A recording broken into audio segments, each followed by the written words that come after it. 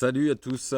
Alors, avant de parler pour le quintet de ce 23 juillet à Dieppe, pour l'instant, on va pas parler du quintet qui n'a pas couru. Par contre, sur ceux qui sont directement sur le site, je donnais 5 chevaux pour l'instant. On est une fois premier, 2 fois deuxième, une fois troisième. En fait, sur 5 chevaux, on est 4 fois à l'arrivée, dont un cheval qui était à 10 contre 1, les autres étaient à 4 avec le gagnant.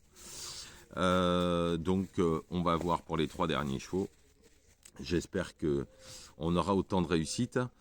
Je vais vous mettre en bas, bien évidemment, mon site, www.turf-du6horse.com, pour ceux qui veulent s'inscrire. Donc on y va pour ce quintet, réunion 1, 7e course pour ce 23 juillet, 2200 mètres à Dieppe, c'est relativement ouvert, pour pas dire très ouvert, puisque les chevaux se valent vraiment dans ce genre d'handicap. Il y a des chevaux qui ont fait des bonnes courses, il y en a qui n'ont pas répété, enfin bon, c'est vraiment assez ouvert. Bon, on y va en première position, j'ai mis le 14, Joli Corbeau, je vous l'avais déjà donné, la dernière fois il avait été archi malheureux, c'est la grosse note. Dernièrement, si elle avait trouvé le passage, elle aurait donné chaud aux 5 premiers, donc si cela se passe mieux pour moi, ça sortira pas des 3. Ensuite le 11, As Al Simria. Alors la dernière fois pour son retour handicap quintet, c'est très bien, hein. Elle a déjà fait les 2200 mètres en faisant l'arrivée, ce qui doit être sa distance, hein, parce que la dernière fois c'était un peu court, 1900. Normalement, elle devrait être dans le coup, au moins pour les places. En troisième position, le 6 Santorina.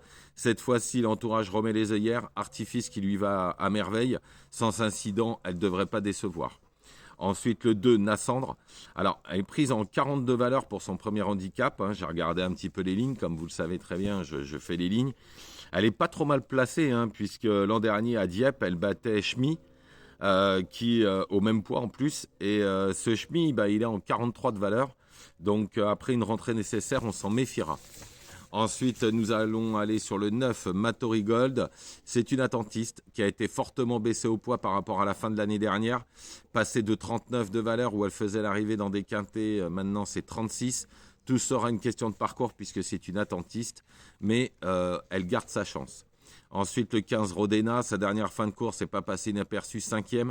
Maxime Guyon la prend, on doit y voir forcément un signe pour les places. Ensuite, le 10, Claire de Lune. Alors, elle vient de faire une rentrée nécessaire, hein, mais l'an dernier, elle faisait l'arrivée en 37 de valeur, prise en 36. Si elle a progressé sur sa dernière course, alors elle a tout à fait le droit d'être dans le coup. En 8e position, le 8, Lorne. Alors, transformée depuis quelques temps, elle peut encore prendre une place dans les 5 premiers, malgré la grosse pénalisation de 3,5 kg.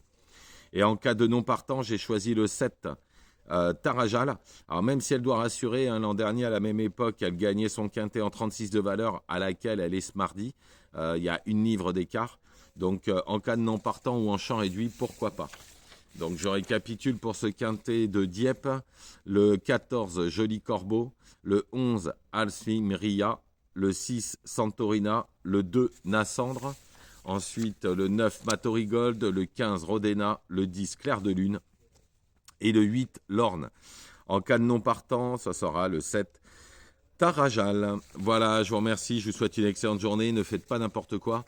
Je vous souhaite un bon lundi et je vous retrouve demain mardi, bien évidemment, pour les courses de mercredi.